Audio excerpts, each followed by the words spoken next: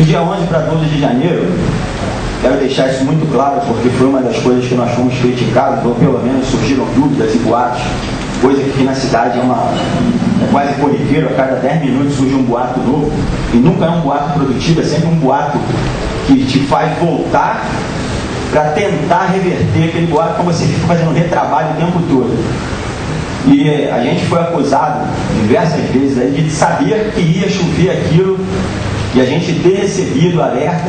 É mentira, nós não recebemos nenhum alerta e tivesse dito que pudesse acontecer alguma coisa assim. A previsão do tempo naquela noite era para chuvas de 50 a 60 milímetros no período da madrugada. 50 a 60 milímetros no período da madrugada, no período que estava previsto em relação a horas, é suficiente. Esse volume de chuva, a gente tem isso mapeado para alagar um trecho da Várzea, para alagar a Tenente Luiz Meirelles num determinado ponto, para alagar Manuel Lebrão em determinado ponto.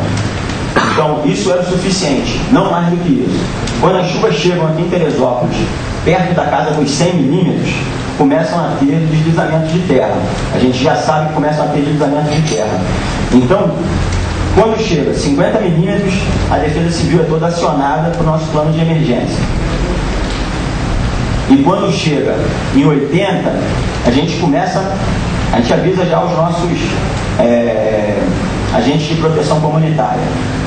Está chovendo, tem previsão de chuva, começa a conversar com os seus vizinhos que já sabem que estão em área de risco, porque nós avisamos, nós temos um cadastro lá na Defesa Civil em todas as pessoas que estavam dentro das áreas de risco antes da chuva. E aí a gente tem todo um procedimento que a Defesa Civil faz. Então a gente foi para a rua e começou a trabalhar. A chuva, nos lugares onde os nossos pluviômetros chegam a 210 milímetros. Em vários lugares eles transbordaram. Falando que chuvas de 100 milímetros, elas começam a dar deslizamento de terra. Em vários lugares, nossos pluviômetros com 210 transbordaram. Então, na verdade, a gente não conseguiu ainda um dado oficial de Teresópolis, quanto choveu em cada ponto. As estações meteorológicas que nós temos, elas estavam nas áreas de risco, ou próximas às nossas áreas de risco mapeadas anteriormente, e não foram em locais onde foram afetados pelos maiores volumes de chuva. Quando começaram as chuvas e passou dos 50, passou dos 100 milímetros, nós montamos o gabinete de crise, que já estava previsto no nosso plano, dentro do gabinete do prefeito. E aí a gente definiu diversas funções. Nós começamos a receber diversas informações de diversos lugares, aí vários vereadores aqui me ligaram naquela noite, dizendo que aqui caiu uma barreira, aqui tem uma pessoa, ali caiu outra barreira, lá caiu outra barreira. E a gente começou a ter noção, porque na verdade a gente não tinha noção do tamanho desse problema. A gente tinha um planejamento que chegava num determinado nível e a partir daí a gente começa a pedir auxílio fora de Teresópolis. O Corpo de Bombeiros também não deu vazão para a quantidade de problema que estava tendo. Então nós partimos para ajudar o Corpo de Bombeiros. E aí os voluntários da Defesa Civil partiram para fazer o papel do Corpo de Bombeiros. E assim a gente foi tocando isso por alguns dias. O que aconteceu nesse momento, como o volume foi muito grande e as pessoas vieram ajudar, e aí houve algum desentendimento, muita gente veio ajudar sem menor preparo, porque uma coisa é você ser voluntário e você ir ali e ajudar num trabalho administrativo, ajudar a montar a cesta básica, ajudar a distribuição de alimento, isso é uma coisa. A outra coisa é você como voluntário ir para a rua para retirar corpos, pegar a criança que morreu no colo e levar para um ponto, é você ver a família que está chorando, o pai carregando uma criança morta no colo. Isso não dá, não é para qualquer um. E a gente começou a bloquear o trabalho de voluntário nesse sentido, tentando passar os voluntários capacitados, que foram treinados por nós, para ajudar no campo, e os que não tinham sido treinados para tentar fazer função administrativa. Mas aí eles também não queriam fazer função administrativa. Eles queriam ir para a rua, alguns queriam ir para a rua e botar uma sirene em cima do carro e com a cabeça do lado de fora batendo na porta. Não é isso que a gente precisa de voluntário. Eu não preciso de alguém para arrumar problema no trânsito, eu não preciso. Então o voluntário para a gente, Defesa Civil, não pode ser um problema, ele tem que ser a solução. Então eu agradeço muito aos voluntários que foram para a Defesa Civil com esse espírito de ajudar, que foram trabalhar nos abrigos, que foram trabalhar no campus que estavam treinados, que foram trabalhar nos locais onde a Defesa Civil indicou. E eu escutei algumas críticas de alguns canais de imprensa que a Defesa Civil estava bloqueando o trabalho de voluntários. Não era isso. O primeiro tópico para você decretar estado de calamidade pública é se você se julgar incompetente frente à tragédia. E na mesma hora nós fizemos isso. No primeiro dia a gente já estava vendo que a gente não ia conseguir dar vazão a todo esse problema. Nós tivemos 42 pontes que foram arrastadas, 790 barreiras de grande porte que caíram no interior. Se não fossem todos esses órgãos que estão apoiando o nosso trabalho, a gente não tinha conseguido, por volta do 15º dia, 16º dia, todas as comunidades já estavam com acesso restabelecido, de forma precária sim, mas pelo menos a pessoa podia sair de uma forma e voltar para sua residência, ou vir ao centro para buscar um remédio, ou a gente levar um remédio, levar uma comida, o que ela estivesse precisando. O ônibus está restabelecido em diversos pontos? Não, ainda não, porque tem diversos pontos ainda que nós temos grandes barreiras que estão oferecendo risco. O rio mudou de lugar, as encostas mudaram a sua configuração, diversas rachaduras surgiram onde não tinham rachaduras. Então isso tudo a gente está aproveitando também esse momento para estudar, para poder definir os pontos de maior risco na cidade, que talvez antes era Perpétuo, era Rosário, Pimentel, Barroso, talvez agora não seja mais, a gente ainda não tem certeza. Os especialistas do Departamento de Recursos Minerais pediram 6 meses para estudar isso. Tudo isso vai virar diversos trabalhos que vão ajudar a gente a escolher bairros mais seguros, cidade mais segura, população vivendo em segurança. Existe em Teresópolis lugar para acontecer isso? Existe. O problema é que a cidade ocupou os espaços sem planejamento. A gente está tentando, ao longo de 2 anos, colocar na linha. E aconteceu isso.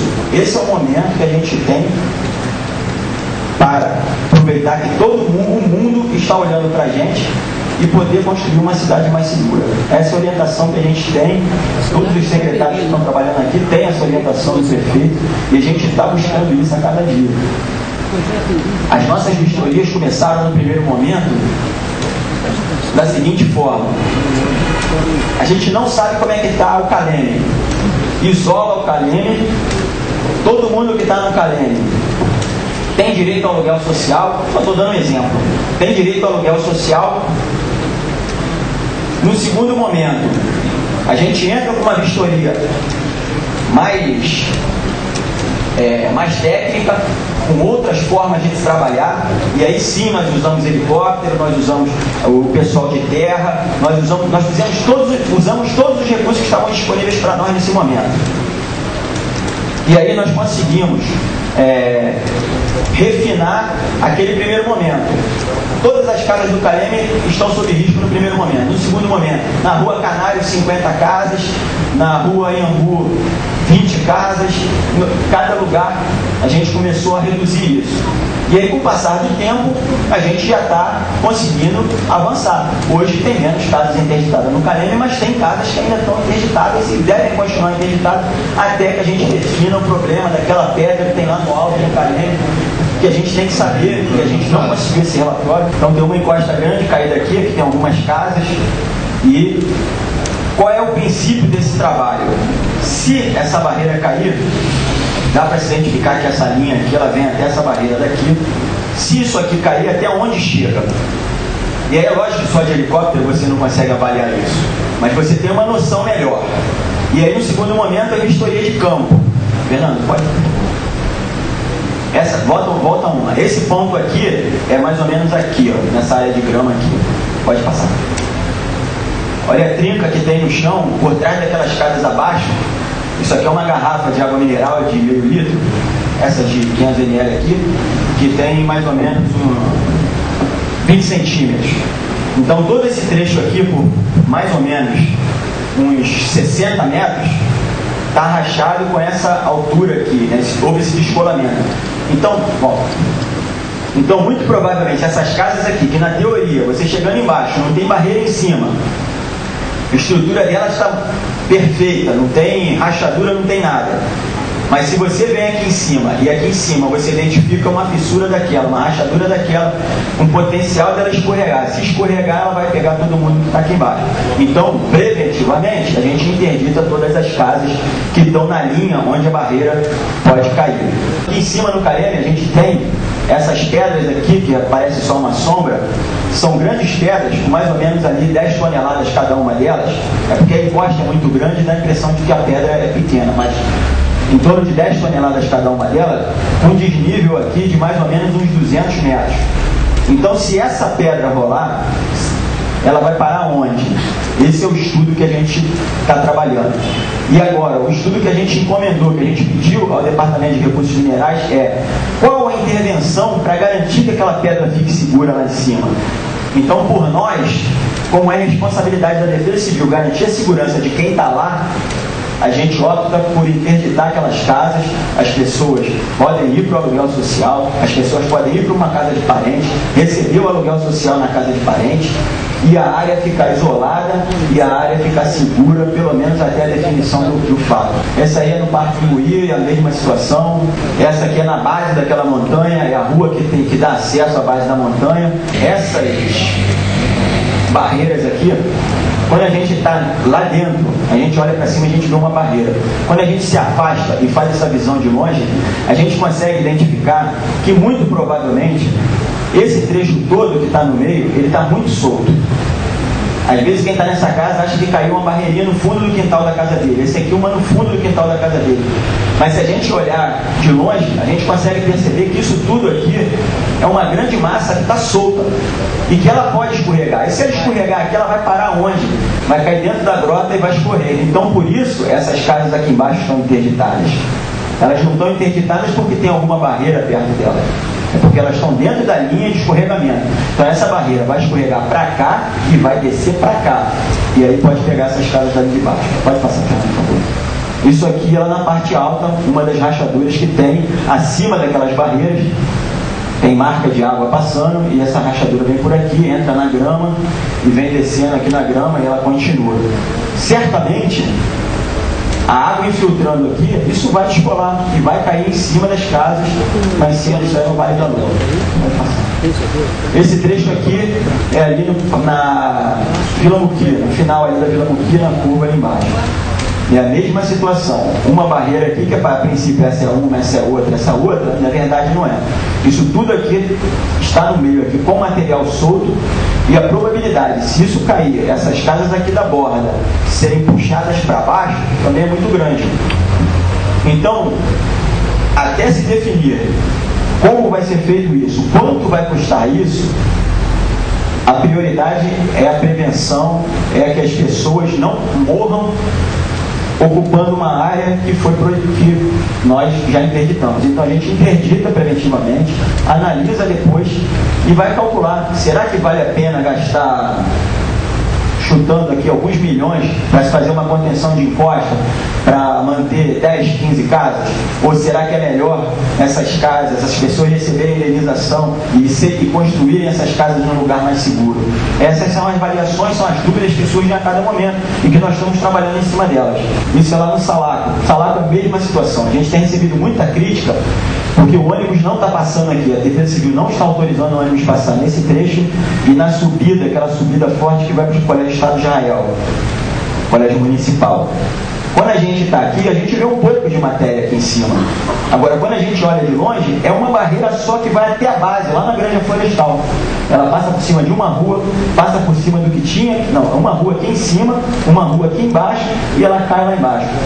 Quando essa barreira, quando as pessoas, no primeiro momento, a gente teve que fazer a intervenção aqui, essa barreira estava apoiada nessa rua. Quando a gente retirou a barreira, ela ficou muito mais frágil aqui em cima.